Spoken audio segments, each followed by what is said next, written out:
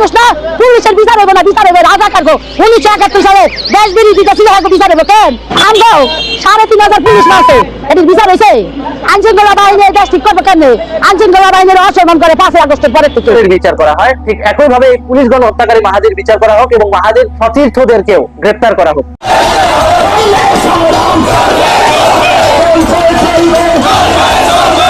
বঙ্গবন্ধু সৈনিক আমরা বঙ্গবন্ধুর প্রজ্ঞাপনপত্র বাস্তবায়ন না করে কেউ ঘরে ফিরবো না।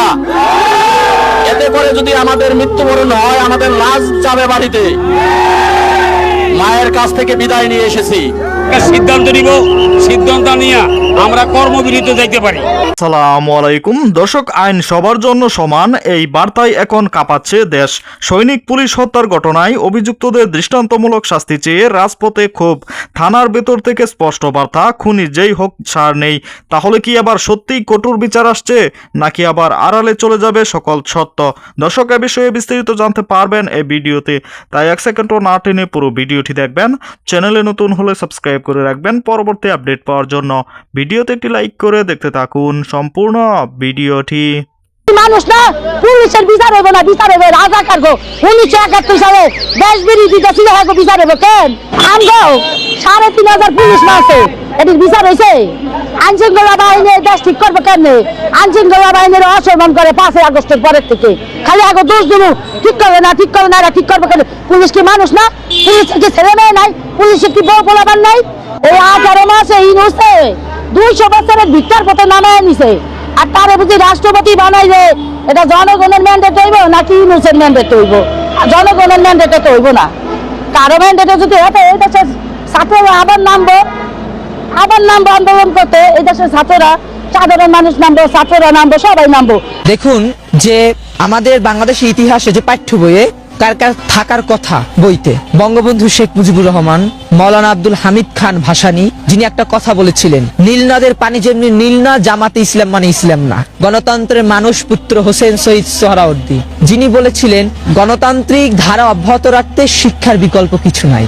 শেরে বাংলাকে ফজলুল হক। এরপর হচ্ছে আপনি যদি যুদ্ধকালীন 11টা সেক্টর কমান্ডারের সেক্টর যে কমান্ডার ছিল, সেই সেক্টর কমান্ডারদের যে অধিনায়ক, যিনি কমান্ডার ছিলেন জেনারেল আতাউল গনি ওসমানী।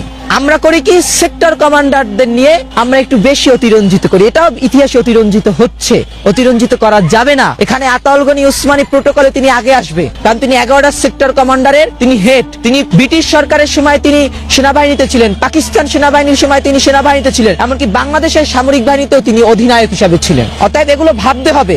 আমি পৌরনীতি ও সুশাসন বইতে তো আমি মৌলানা আব্দুল হামিদ খান ভাসানীর ইতিহাস পেয়েছি, এই 25-26 বইতে। এরপর হচ্ছে শেরে বাংলাকে ফজলুল হকেরটা পেয়েছি, তিতুমিরেরটা পেয়েছি, হাজী শরীয়তেরটাও পেয়েছি, এরপর হচ্ছে এরকম পেয়েছি আমি। এরপর বিভিন্ন শাসন আমলও পাচ্ছি। তো আমি আমার বইতে আমি এটা পেয়েছি, আমি যখন কলেজে উঠেছি আমি পেয়েছি। কিন্তু অনেকে যে বলে যে নাই, ছিলই না, এটা সম্পূর্ণ ভুল এবং ভ্রান্ত।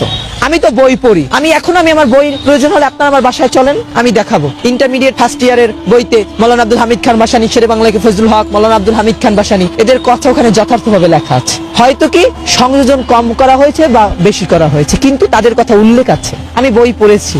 একজন সন্ত্রাসী ওপেনলি এসে বলে যাচ্ছে যে বানিয়াচং থানা সে পুড়িয়েছে, সন্তোষ শর্মা নামে একজন এসআই কে তিনি হত্যা করেছে, জ্বালিয়ে পুড়িয়ে মেরেছে জুলাই আন্দোলনের সময়। অর্থাৎ এই যে বৈষম্য বিরোধী ছাত্র আন্দোলনের নাম দিয়ে যে সন্ত্রাসীপনাগুলো করা হচ্ছে পশ্চিমা অর্থায়নে, ইউনুসের এনজিও বাদের অর্থায়নে, এদেরকে লাগাম টেনে ধরা যেন এখন রীতিমতো পুলিশের কাছে একটা দুরূহ ব্যাপার হয়ে দাঁড়াইছে।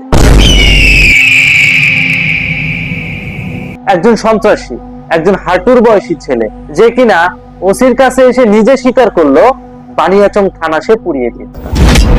একই সাথে সে নাকি এসআই সন্তোষ শর্মাকেও হত্যা করেছে। বানিয়াচং আমরা থানা কিন্তু পুড়িয়ে দিয়েছিলাম, এসআই সন্তোষকে কিন্তু আমরা জ্বালিয়ে দিয়েছিলাম। তাহলে তাকে গ্রেফতার করার পর শাহবাগে এই যে আন্দোলন, এটা কি অন্যায়কে সমর্থন দেওয়া হচ্ছে না?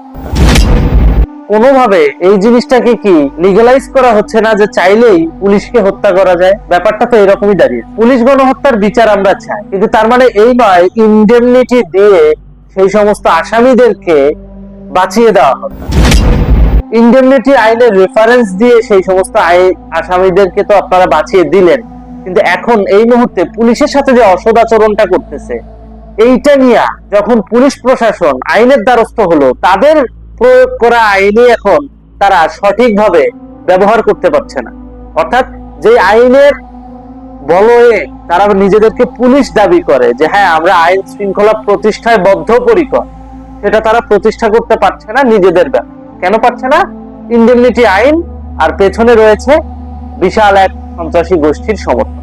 বৈষম্য বিরোধী ছাত্র আন্দোলনের অনেকেই আমরা জানি চাঁদাবাজি করতে যেও একটা গ্রুপ ধরা পড়েছে, এবং তারপরে বৈষম্য বিরোধী ছাত্র আন্দোলনের সভা সমাবেশ কমিটিগুলোকে স্থগিত করেছে কেন্দ্রীয় কমিটি, অর্থাৎ বৈষম্য বিরোধী ছাত্র আন্দোলনের কেন্দ্রীয় কমিটি।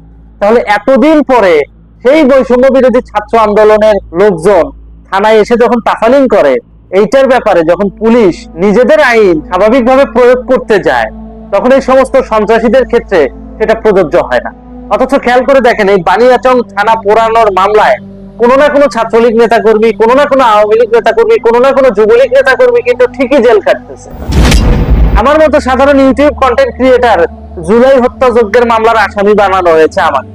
তাহলে বানিয়াচং থানা ওই সময় যারা পুড়িয়েছিল, ওই যে জুলাই আন্দোলনের যে মামলা, সেই মামলায় কোনো না কোনো আওয়ামী লীগ, যুবলীগ, ছাত্রলীগের ভাইদেরকে ঠিকই আসামি করে রাখা হয়েছে। অথচ যারা নিজের মুখে স্বীকার করলো যে বানিয়াচং থানা তারা পুড়িয়ে দিয়েছে, এসআই সন্তোষ শর্মাকে তারা জ্বালিয়েছে আগুন দিয়ে, পেট্রোল ঢালিয়ে, শুধুমাত্র হিন্দু কমিউনিটির মাইনরিটি বাংলাদেশি হিন্দু ধর্মের লোক, তিনি পুলিশ প্রশাসনে চাকরি করছেন, এই জিনিসটাকে পুঁজি করা হয়েছিল ওই সময় যে না, এসআই সন্তোষ শর্মাকে যদি মেরে ফেলা হয় আগুন দিয়ে পুড়িয়ে, এতে কোনো সমস্যা হবে না, কারণ একটা কাফেরই তো মরবে।